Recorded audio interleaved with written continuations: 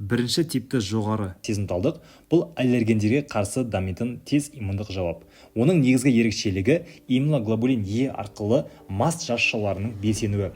Алғаш рет аллерген ағзаға түскен кезде дендритті жасушалар оны сіңіріп алып, лимфа түйіндеріне тасымалдайды. Сол жерде олар антигенді MHC2 молекулалары арқылы CD4 оң Т жасушаларына ұсынады.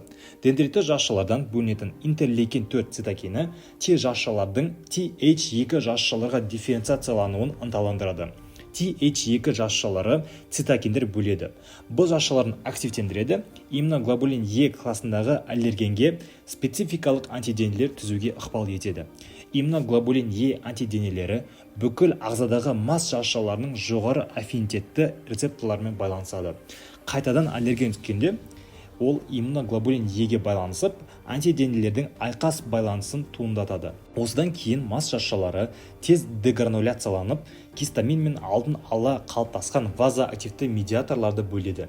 Нәтижесінде қан тамырлары кеңейеді, тамыр өткізгіштігі артады, бұл тіндердің ісінуіне алып келеді.